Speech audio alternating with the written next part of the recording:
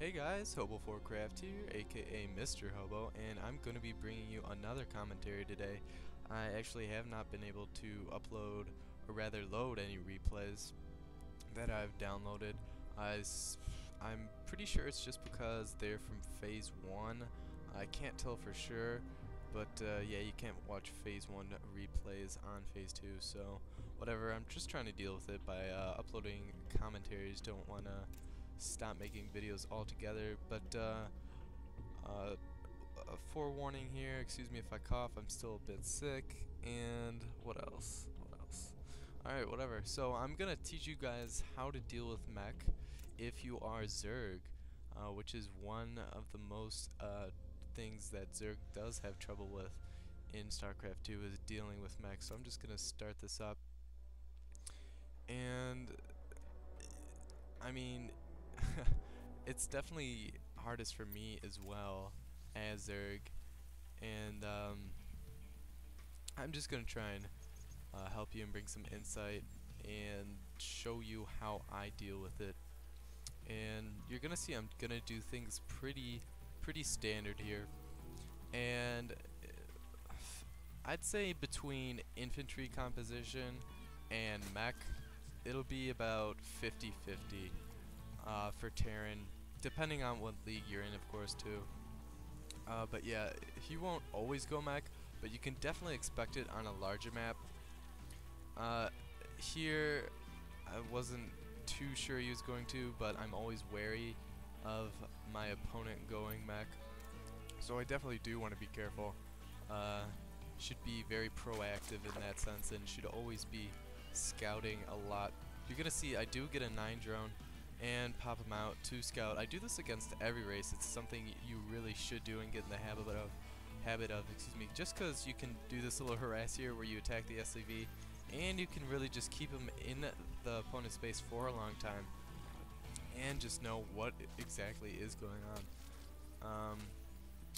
Say he puts a tech lab down really quick and he gets an assimilator right away, then you know for a fact that he's probably going to be going Reapers, especially if you are Zerg. So yeah, I believe I did go 13 pool here. Did I say assimilator? I think I meant reactor. No big deal. But anyway, I believe I did go 13 pool. I'm gonna be going, maybe it was 12 pool.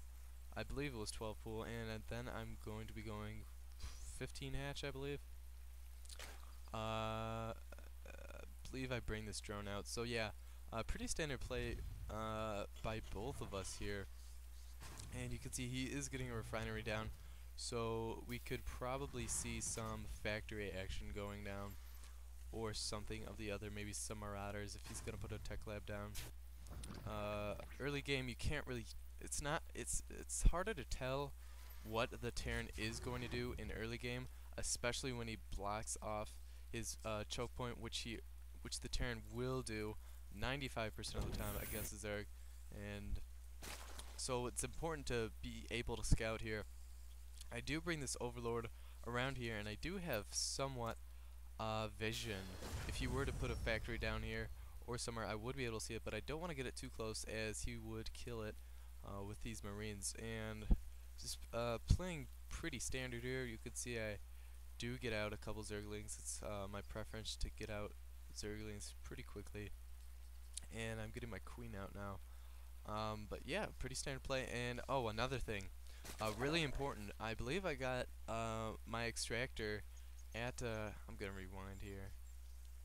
Let's see.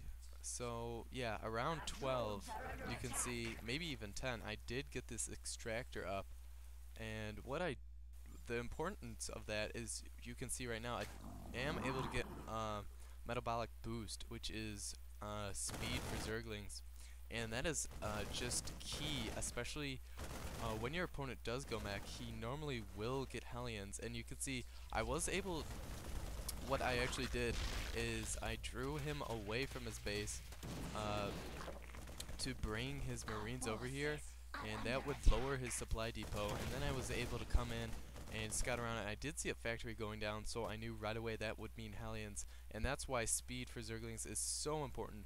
to deal with those Hellions really early on, and getting an extra queen or two is also a very good idea, especially if you want to block this off, as well as getting a spine crawler.